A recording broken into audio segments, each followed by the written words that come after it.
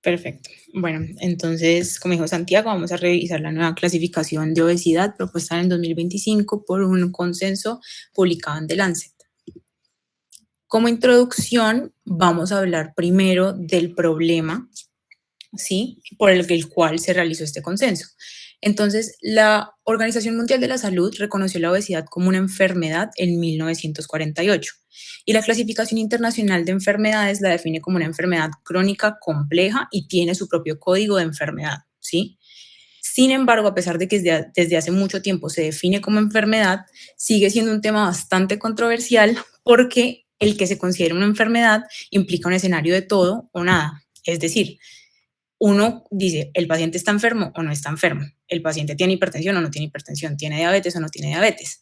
Pero en la obesidad hay escenarios un poco más complejos porque tenemos pacientes que tienen o pues su IMC está en rangos de obesidad, pero están completamente sanos.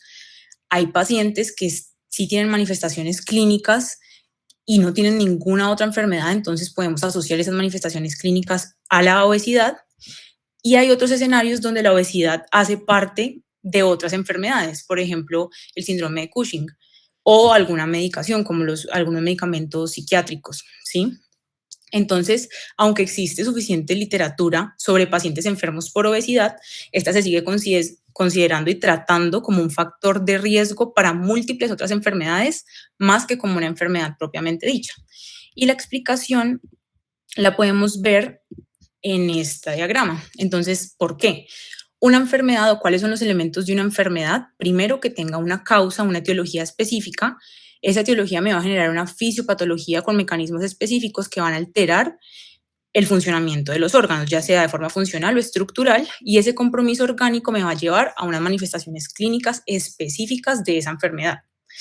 En la obesidad tenemos unas causas que están estudiadas, pero que son multifactoriales y que no se han terminado de estudiar todavía, unos mecanismos fisiopatológicos que sí están descritos, y estos mecanismos fisiopatológicos me aumentan el riesgo de otro tipo de patologías, ¿sí? Pero estas otras patologías tienen otras fisiopatologías que convergen con la fisiopatología de la obesidad. Pero la fisiopatología de la obesidad todavía no está descrito específicamente qué compromiso generan los órganos en el funcionamiento de los órganos y por ende qué manifestaciones clínicas son propias de la obesidad. Y esta no caracterización de la enfermedad es el principal problema o el principal obstáculo para poder llamar la obesidad como una enfermedad. Entonces no está descrito un fenotipo clínico fuera del índice de masa corporal, es decir, yo solamente digo que una persona tiene obesidad si el IMC está por encima de 30. Y esto tiene implicaciones clínicas, sociales y políticas que más adelante vamos a ver. Entonces, también como un poco de contexto, ¿cuál es la definición que se viene utilizando por muchos años? Es que la obesidad es una condición de exceso de adiposidad que presenta un riesgo para la salud. Entonces, miren que la misma definición nos está diciendo que es un riesgo, pero no nos está hablando de manifestaciones clínicas específicas. ¿Y cómo se diagnostica? Con el índice de masa corporal por encima de 30 o por encima de 27.5 si estamos hablando de población asiática. Entonces, ¿cuáles son las principales limitaciones de esta definición? Primero, algo que todos sabemos, un factor de riesgo no necesariamente implica enfermedad e incluso no implica que le vaya a dar la enfermedad al paciente. Segundo, este riesgo del que nos están hablando acá no nos está hablando del riesgo de desarrollar una enfermedad específica, sino de un conjunto de múltiples enfermedades asociadas a la obesidad, como lo son la diabetes, el cáncer, los trastornos mentales, entre otras muchas que conocemos. Tercero, el índice de masa corporal no me va a aportar información sobre la salud individual del paciente. Es decir, no me va a decir si el paciente tiene una distribución anormal de ese tejido adiposo, si ese tejido adiposo tiene alguna alteración funcional o no, y si el paciente tiene enfermedad metabólica o no. Y adicional a eso, no distingue entre tejido adiposo y masa magra. Entonces puede sobrediagnosticar o infradiagnosticar pues, los pacientes.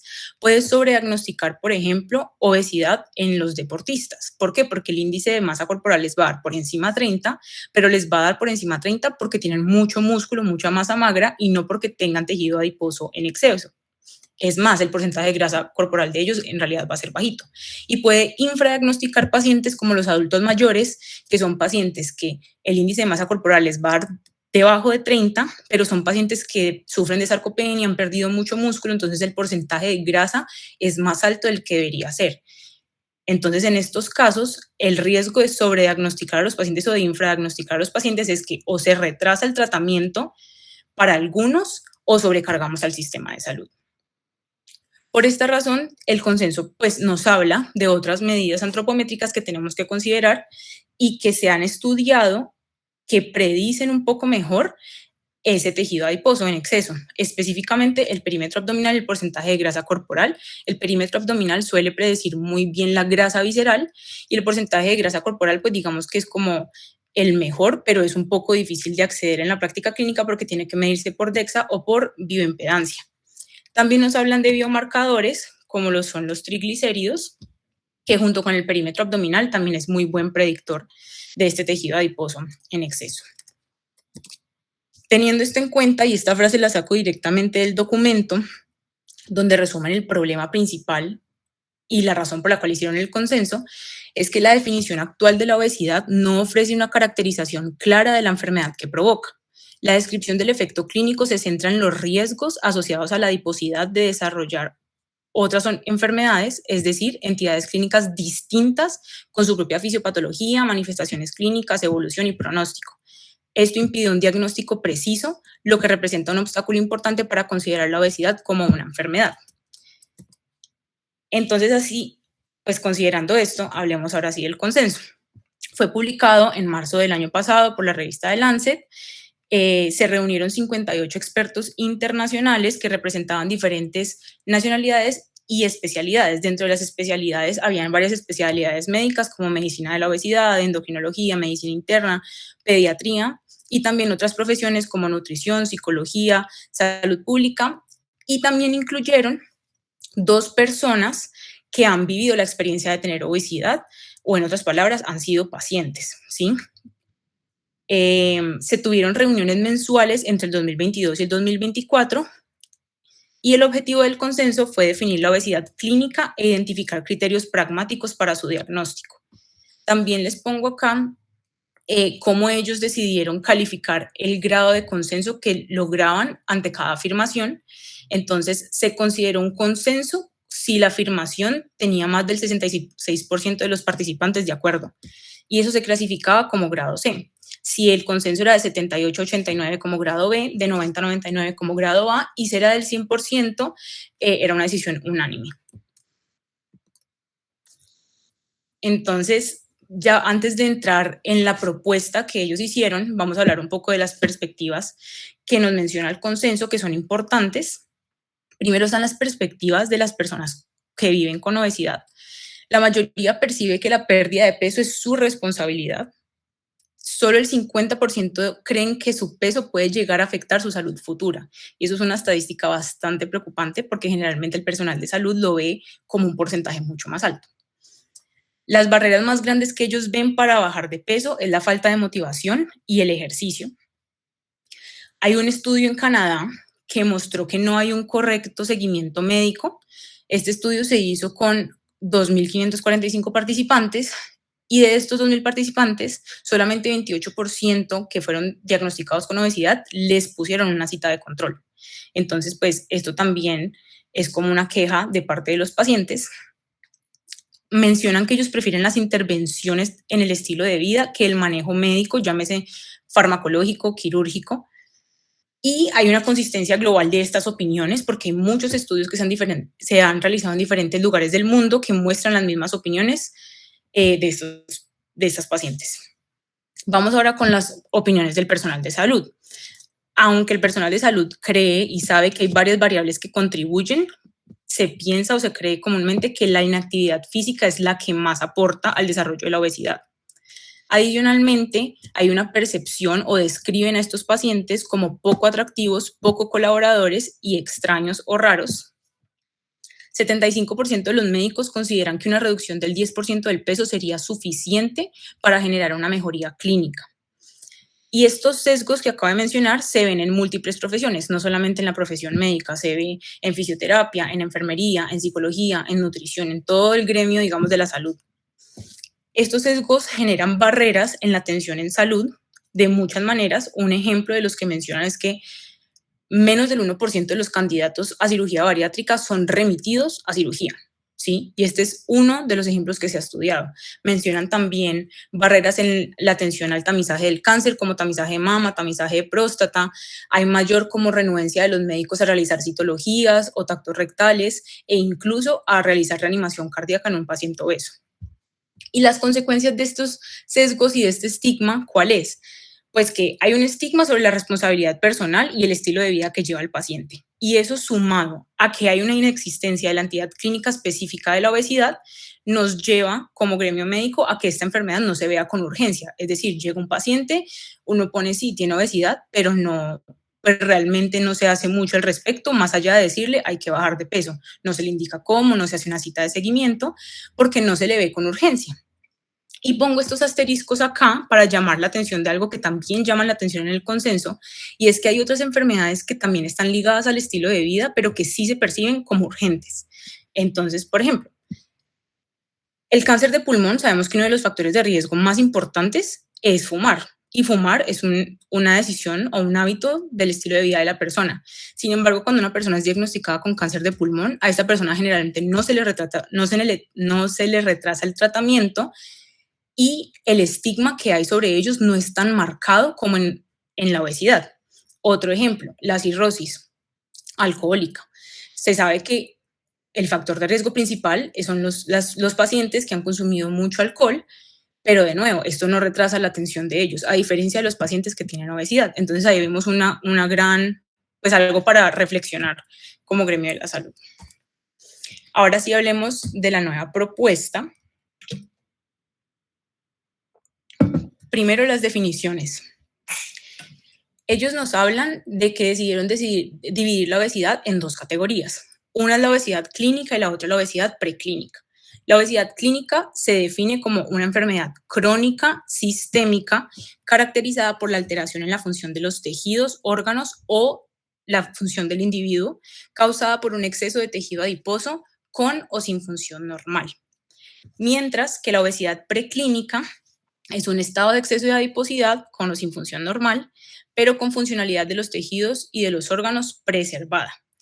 Entonces, en pocas palabras, la obesidad clínica es cuando el paciente tiene tejido adiposo excesivo y presenta manifestaciones clínicas, y la obesidad preclínica es cuando tiene el tejido adiposo excesivo, pero digamos que está sano, ¿sí?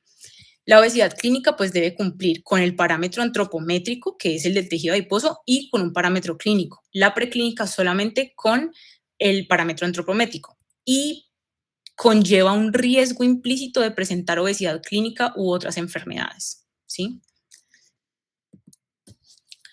El consenso también nos habla como de unas maneras de clasificar la obesidad. Algunas de estas clasificaciones ya las conocemos. La primera clasificación es según la causa. Entonces nos definen la obesidad en primaria, secundaria y genética. La primaria es de causa incierta o multifactorial y suele ser la más prevalente forma de obesidad. La secundaria es aquella obesidad que se da asociada a otras enfermedades o condiciones como la medicación. Entonces, por ejemplo, tenemos el síndrome de Cushing, el hipotiroidismo o pacientes que están tomando corticosteroides, antipsicóticos, antidepresivos u otros medicamentos que puedan aumentar el índice de masa corporal.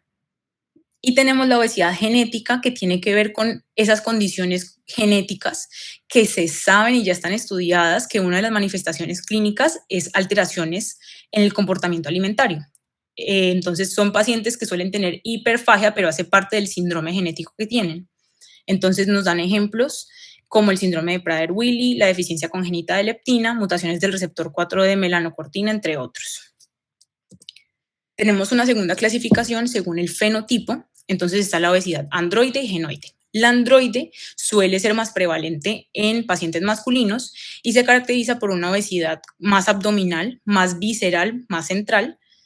Y la obesidad genoide suele estar más presente en mujeres y se caracteriza más por una obesidad o por un tejido adiposo que se acumula en los muslos, en los glúteos, en las piernas, sin que las dos sean mutuamente excluyentes. Es decir, una mujer puede tener androide y un hombre puede tener genoide, ¿sí? Y la otra clasificación es, digamos, la que ya conocemos, que es según la severidad. y se mide según el índice de masa corporal. Entonces el grado 1 sí nos da por encima, nos da entre 30 y 34,9, el grado 2 es de 35 a 39,9 y el grado 3 sí nos da mayor a 40. Dentro de las causas, algo que nos dejan muy claro es que las causas son multifactoriales y que no son entendidas del todo todavía, pero que hay factores que sí se saben y se han estudiado que contribuyen al desarrollo de esta, siendo el principal la parte ambiental. Entonces, ¿a qué se refiere esta parte ambiental? Primero, a que hoy en día tenemos acceso a comida que es densa energéticamente, es accesible, es más económica, es más rápida que comer saludable. Y adicional a eso, la tecnología y digamos que toda la sociedad hoy en día está promoviendo mucho el sedentarismo inconscientemente. Entonces se han generado sociedades inactivas y estas dos variables son de pronto las variables ambientales que más predisponen al desarrollo de obesidad. Nos hablan también de factores genéticos, nos dicen que se han identificado más, o sea, más de 100, más de 200 variables, muchas variables en realidad, variantes, perdón, que predisponen a obesidad, ¿sí? Que la contribución específica de cada variante es muy mínima, pero que las personas con obesidad tienden a tener varias variantes que aumentan la susceptibilidad de que desarrollen la enfermedad. También nos hablan de factores psicológicos, entonces dígase trastornos psiquiátricos específicos que tengan que ver con la alimentación o lo que es el estrés y la ansiedad que también pueden tener comportamiento de una ingesta desordenada de alimentos. Hay factores neurológicos, ya que hay muchas áreas del cerebro que tienen que ver con el control del equilibrio de la masa adiposa. Entonces está el hipotálamo, el núcleo del tracto solitario, corteza prefrontal, núcleo accumbens, área tegmental ventral, amígdala, hipocampo. Son bastantes, todos tienen una función distinta, pero que si se llegan a alterar de alguna u otra forma, pueden alterar la forma en cómo el cuerpo percibe que tiene que almacenar el tejido adiposo. Y también nos hablan de factores hormonales, específicamente la grelina y la leptina, y que si hay disrupciones en este ciclo, pues también se va a generar una predisposición a desarrollar la obesidad. Recordemos que la grelina es la hormona que, digamos, promueve el hambre, y la leptina es la que le dice al cerebro que ya está saciado, que ya no coma más. Y nos dicen que hay muchos otros factores que todavía deben seguirse estudiando. Bueno, para la fisiopatología, es importante que la entendamos para poder entender las manifestaciones más adelante. Entonces, la fisiopatología empieza cuando hay un balance energético positivo y este balance energético positivo se da principalmente por la sobrealimentación, es decir, el paciente ingiere glucosa, esa glucosa se utiliza, pero esa glucosa que no se utiliza, aparte de almacenarse en glucógeno, también va a irse hacia las vías de creación de ácidos grasos, además de las grasas que yo ya estoy ingiriendo en la dieta. Entonces, esos ácidos grasos, específicamente los triglicéridos, que es la forma como se almacena la energía lipídica, se van a almacenar en los adipocitos. Y cuando yo tengo exceso de triglicéridos, esos adipocitos deben encontrar la manera de almacenar esa energía. Y tienen dos mecanismos para hacerlo, la hipertrofia y la hiperplasia. Cuando el mecanismo de la hipertrofia, esos adipocitos se vuelven más grandes, más grandes, más grandes, almacenan más y más triglicéridos, pero así como los van almacenando, van, digamos, alterando el funcionamiento del adipocito. Este mecanismo de la hipertrofia suele estar más asociado al acúmulo de grasa visceral o central. Y el mecanismo de la hiperplasia es que se crean más adipocitos para almacenar pues, los triglicéridos, pero siguen conservando su funcionamiento normal. Este mecanismo está más asociado al acúmulo de grasa subcutánea o periférica. Entonces, en la fisiopatología hay 3 puntos importantes a considerar. Primero es esa hipertrofia que va a generar una disfunción del adipocito y dentro de esa disfunción, lo primero es que se va a generar una deficiencia de producción energética. Entonces, se van a activar muchas vías inflamatorias adentro del adipocito que me van a generar especies reactivas de oxígeno y eso me va a generar un estrés oxidativo adentro de la célula. Adicionalmente, se va a generar un desbalance en la producción de adipoquinas, que son, digamos, como las sustancias que producen los adipocitos. Entonces, van a aumentar las adipoquinas proinflamatorias y estas adipoquinas proinflamatorias, pues aparte de crear un ambiente proinflamatorio, van a traer células inflamatorias al tejido adiposo que me van a liberar aún más citoquinas proinflamatorias. Y también disminuye la adiponectina o la producción de adiponectina, que en este caso es una adipoquina con un beneficio para el organismo. ¿Por qué? Porque tiene un efecto antiinflamatorio, antiesclerótico y además aumenta la sensibilidad a la insulina. Entonces, si yo comienzo a disminuir la adiponectina, comienza a disminuir la sensibilidad a la insulina. En otras palabras, comienza a aumentar la resistencia a esta. El segundo punto importante es la acumulación visceral. Entonces, ¿qué pasa? Esta grasa, esos adipocitos hipertrofiados que se acumulan más en la grasa visceral, esta grasa visceral, la característica es que tiende a liberar más citoquinas proinflamatorias, más angiotensinógeno y a menor producción de leptina que la grasa subcutánea o periférica, ¿sí? Entonces, digamos en otras palabras, es peor. Y si yo tengo menor producción de leptina, que es la hormona que le dice al cerebro que ya está saciado, pues se va a generar hambre de una manera más fácil, contribuyendo precisamente al desarrollo, a más obesidad. Y el tercer punto importante de esto es que va a haber comunicación con otros órganos. Es decir, como hay tantos triglicéridos en la circulación y yo no tengo dónde más almacenarlos, se comienza a almacenar la grasa ectópicamente, ya sea en el hígado, en músculo esquelético, corazón, páncreas, cerebro y tracto gastrointestinal. Y asimismo se empieza a generar la disfunción orgánica de estos órganos. Entonces, en resumen, tenemos la hipertrofia del adipocito que se acumula de forma central, se genera la alteración funcional de organelos como el retículo endoplásmico, la mitocondria, eso me genera producción de especies reactivas de oxígeno, más respuesta inflamatoria y eso me va a generar un estado crónico de estrés oxidativo y de inflamación adentro del adipocito. Pero esa misma alteración también me va a generar la liberación o el desbalance de las adipoquinas que hablábamos. Entonces, se liberan más citoquinas proinflamatorias que me reclutan monocitos, se produce menos adiponectina y encima de eso hay liberación de ácidos grasos libres hacia órganos específicos. Todo esto en conjunto me va a generar un estado de estrés oxidativo y de inflamación crónica y sistémica que va a ser subclínica hasta que se empiezan a manifestar las cosas. Entonces, los mecanismos que empiezan a afectarse es que comienza a haber resistencia a la insulina, dislipidemia, hipertensión arterial y, digamos, las manifestaciones ya clínicas que vamos a ver. Entonces, estas son las manifestaciones clínicas o, en otras palabras, los criterios que el consenso propone para diagnosticar la obesidad clínica, ¿sí? Ellos nos hablan de 4 mecanismos por los cuales se pueden generar esta disfunción. Está el mecanismo mecánico, que es por el exceso de tejido adiposo. Entonces hay tanto tejido adiposo que empieza a comprimir ciertas estructuras. Está el mecanismo ectópico, que es la acumulación de tejido adiposo en ciertos órganos donde no debería acumularse. Está el mecanismo metabólico y el mecanismo inflamatorio. Vamos a ver también que estas manifestaciones, aparte de que las dividen por sistemas, si ustedes se dan cuenta, son manifestaciones clínicas, o sea, son signos y síntomas específicos, más no enfermedades. Ya vamos a poner el ejemplo con la parte metabólica. Entonces, por ejemplo, nos hablan que si una persona tiene exceso de tejido adiposo y además de eso tiene el clúster de hiperglicemia, niveles altos de triglicéridos y un bajo colesterol HDL, yo digo que esa persona tiene obesidad clínica. Sin embargo, yo no le estoy diciendo, o sea, eso no es equivalente a decir que el paciente tiene diabetes tipo 2. Entonces, yo diagnostico la obesidad clínica es con los signos y síntomas de cada sistema, más no con las enfermedades específicas. Entonces, ahora sí vamos a ver cada una por sistema.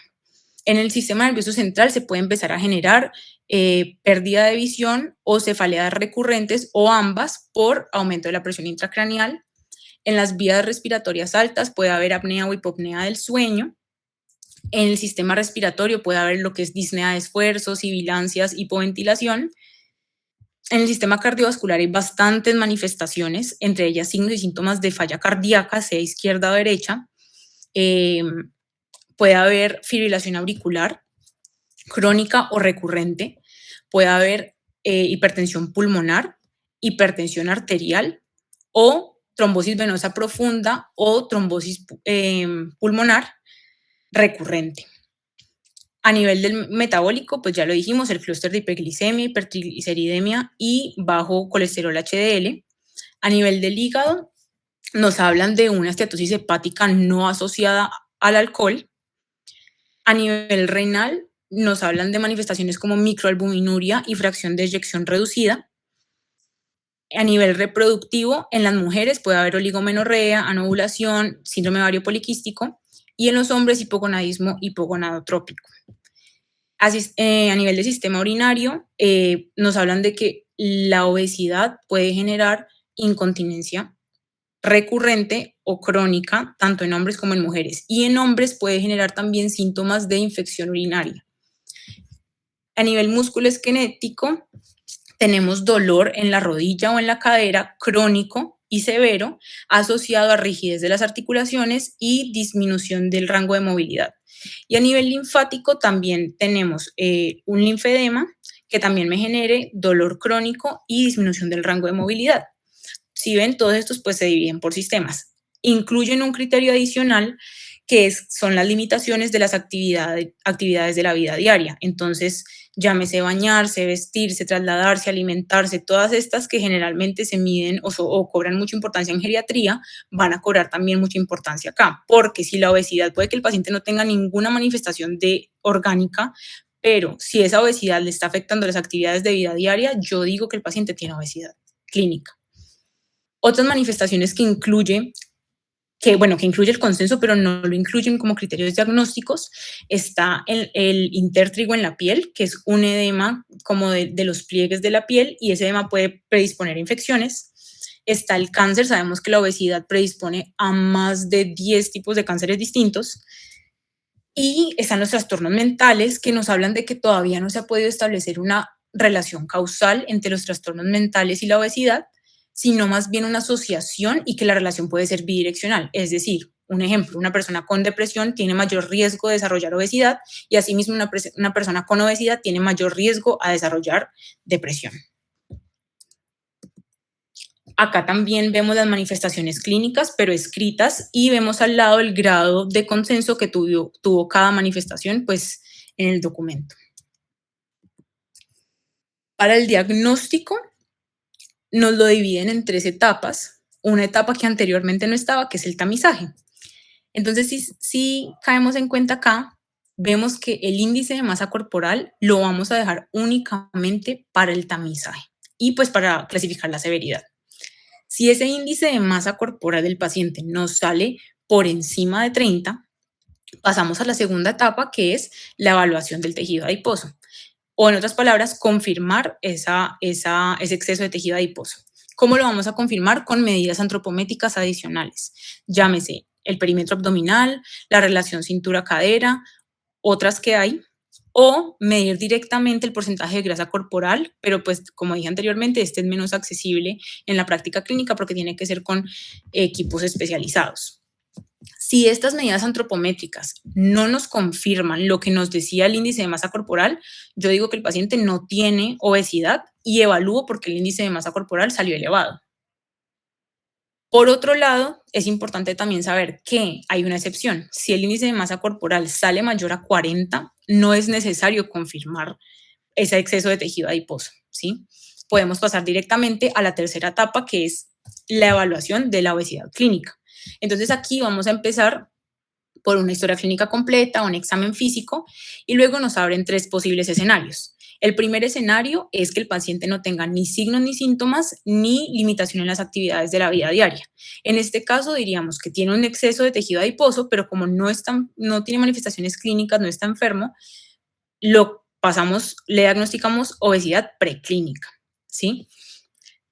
Vámonos al tercer escenario. Si el paciente tiene exceso de tejido adiposo y tiene limitaciones en las actividades de la vida diaria, automáticamente decimos que es obesidad clínica, ¿sí?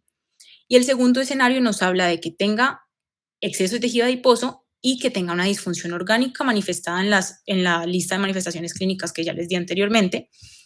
En ese caso, no se diagnostica de una obesidad clínica, sino que primero tenemos que hacer una evaluación un poco más exhaustiva de las posibles causas de esas manifestaciones, las causas más frecuentes. Y una vez yo descarte esas causas más frecuentes y yo sepa que esa manifestación es causada exclusivamente por la obesidad, ya puedo decir que el paciente tiene obesidad clínica. Si de lo contrario, en esa evaluación exhaustiva yo encuentro una etiología diferente, pasa a diagnosticarse como obesidad preclínica, porque yo no puedo otorgar esa manifestación clínica exclusivamente a la obesidad.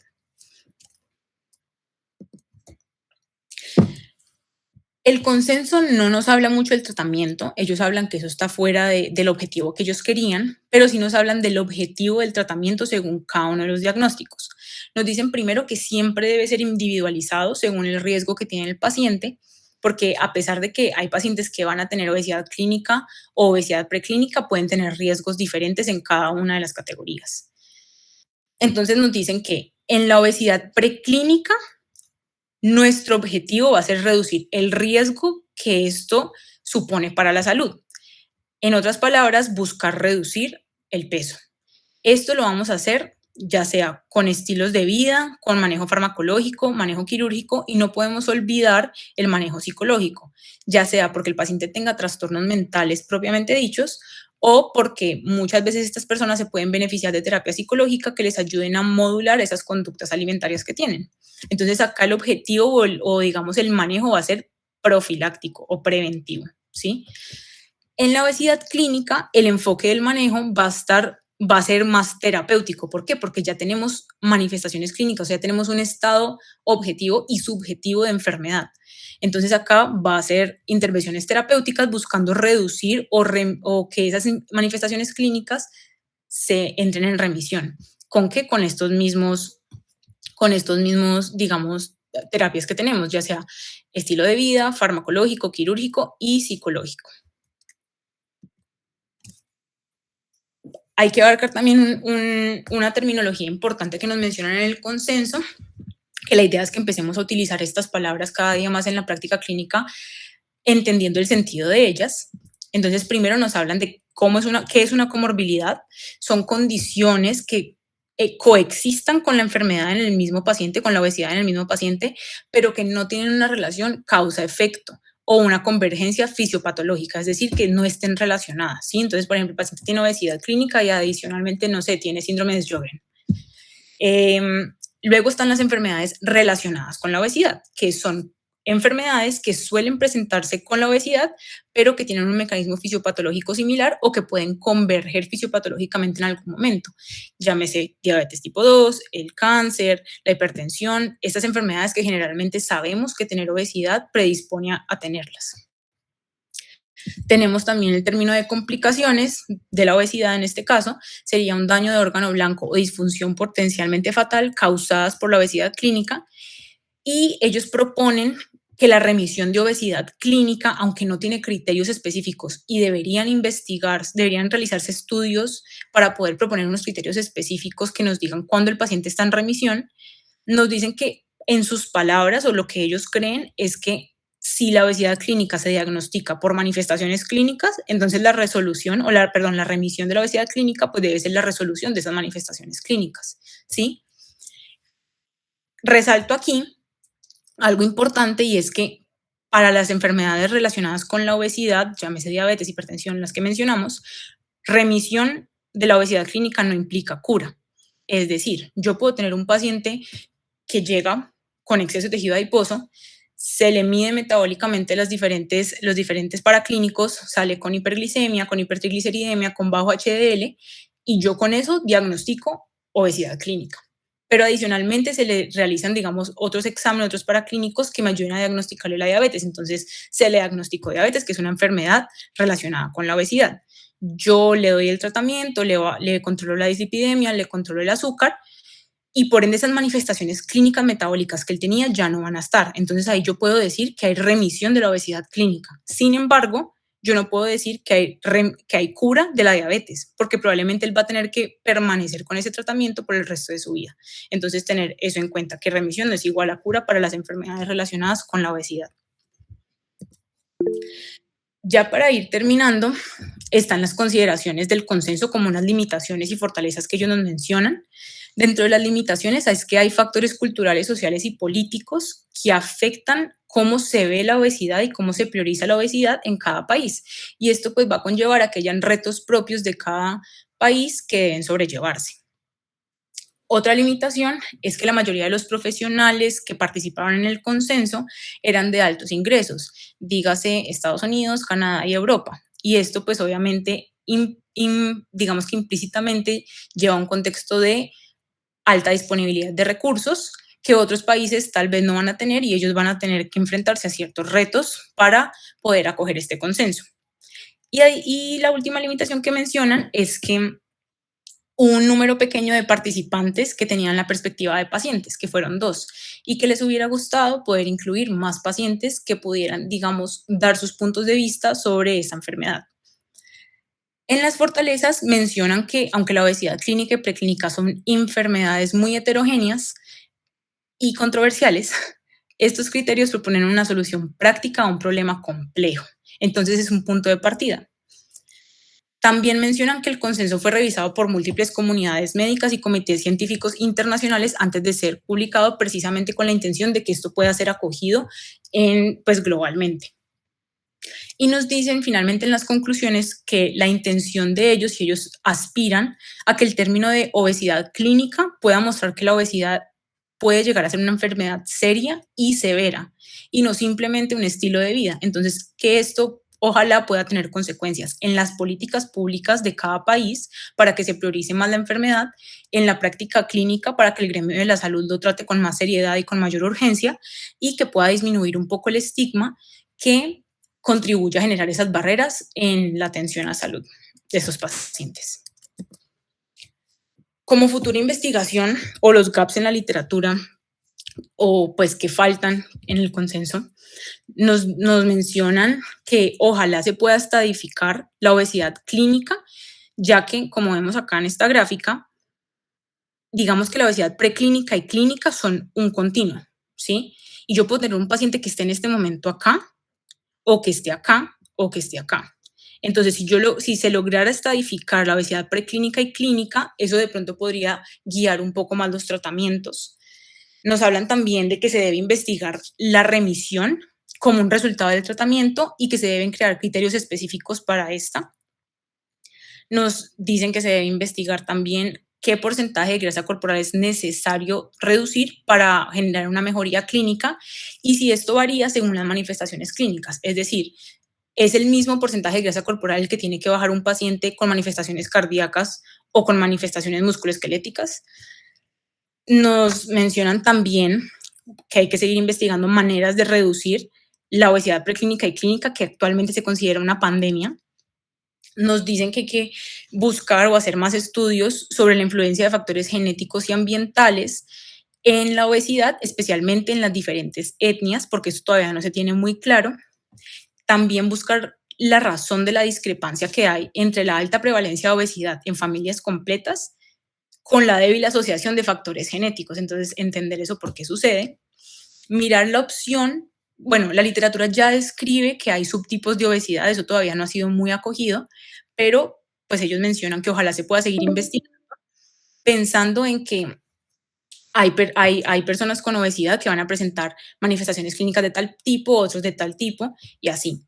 Entonces, generar esos subtipos y precisamente mirar si esos subtipos de la obesidad están relacionados con un tejido adiposo normal o con alteración funcional. Mensajes para llevar a casa, y digamos que es como lo más importante con lo que se pueden quedar. La obesidad clínica es una enfermedad crónica y sistémica que debe cumplir un parámetro antropométrico y un parámetro clínico para su diagnóstico, que el índice de masa corporal es una medida que tiene utilidad hoy en día en el tamizaje de la obesidad y en la clasificación de la severidad de esta. Se deben utilizar otras medidas antropométricas como lo son el perímetro abdominal, el porcentaje de grasa corporal para confirmar la obesidad clínica o preclínica. El objetivo del tratamiento de la obesidad preclínica va a ser disminuir el riesgo, mientras que para la obesidad clínica va a ser un manejo más terapéutico.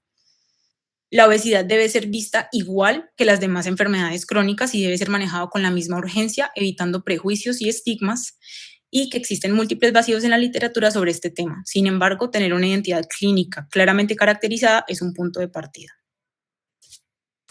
Muchas gracias.